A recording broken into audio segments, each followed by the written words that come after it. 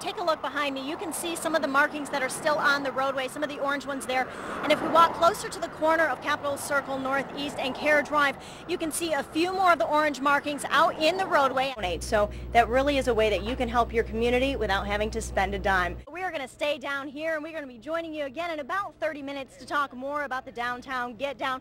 Some of the vendors that we will have down here. Lots of fun, lots of excitement, but for right now, live in downtown Tallahassee, Angela Howard, WCTV Eyewitness News.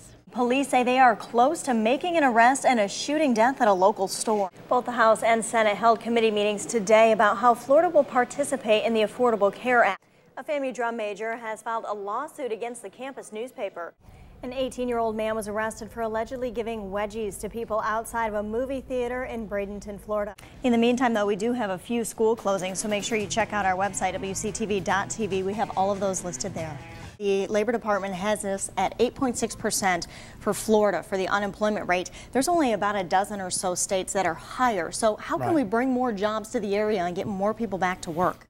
Many are also wondering if law enforcement in our area are prepared to take action should something like this or even remotely close happen here. And joining us now live is Captain Jim Corder with the Gadsden County Sheriff's Office.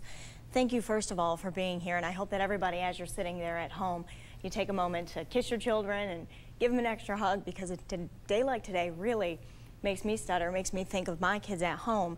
How is it that the Sheriff's Office prepares? What do you do on a day like today?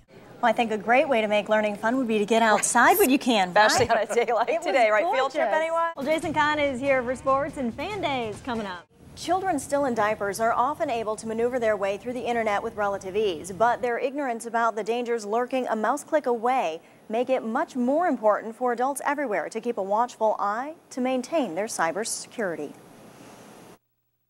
In his dimly lit office, Chad Hoffman browses the chat rooms, but he's not looking for love. He's on the hunt for child predators.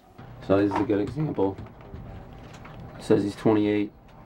Next line, I tell him how old I am and where I'm at. And then 3 or 4 lines down, he asked me for pics. So this guy might be a candidate at some point in time. Hoffman is one of 48 Florida Department of Law Enforcement agents around the state who works in Internet Crimes Against Children, or ICAC. This national unit was started with 10 task forces back in 1998. Now there are 61, all of them federally funded.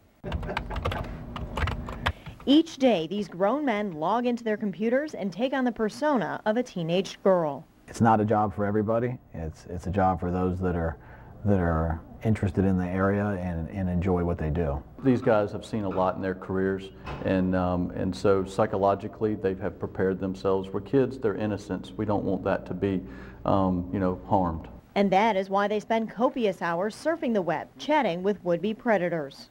Sometimes, we'll take over the child's identity online, and we'll work it from there. That way we're kind of stopping a real live child from being harmed or exploited.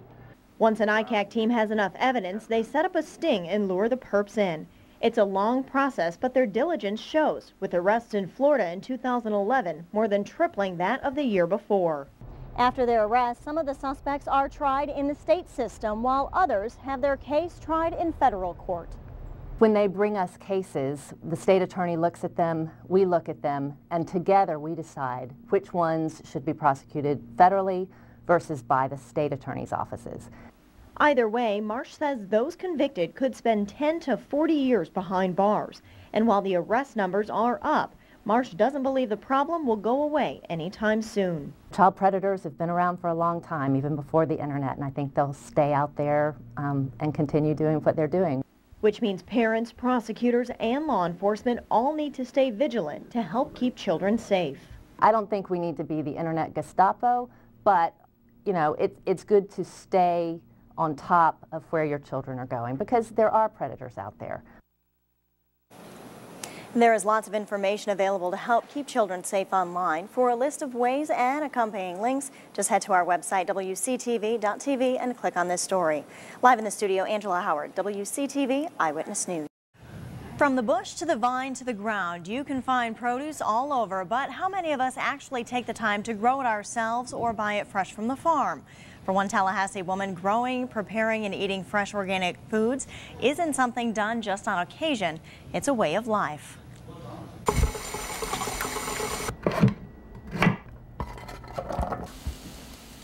It's not uncommon for someone to wash, chop, and cook carrots at home, but growing them too is a whole other story. While most people visit the produce section of the grocery store for their fruits and veggies, Stephanie Brandt Corneas grows them herself. Pull some of these carrots and see if they're ready. In her backyard garden, this wife and working mom fosters everything from tomatoes and peppers to parsley and basil. Anything she can't grow herself is purchased from local farms, at the weekly farmers market, or from local co-ops that carry natural organic products.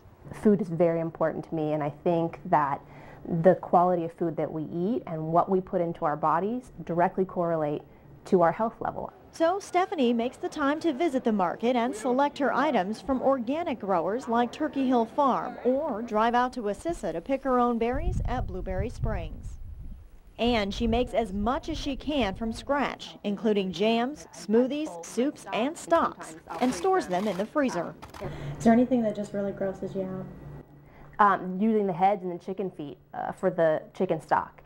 And as you may have guessed, she gets her poultry and her red meat from local farms too. It's not the norm right now. What I'm doing was normal 50 years ago, and that's kind of what I like to think of.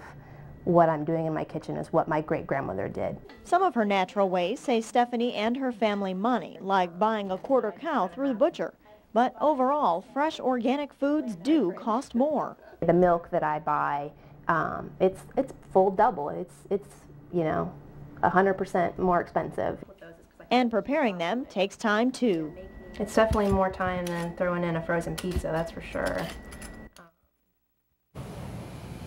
Now, Stephanie says it's not for everybody. Eating real, fresh food is a lot of work every day, something even she veers from now and then. She says she lives by the 80-20 rule, allowing herself leeway to relax and enjoy a cookie and a glass of wine or two.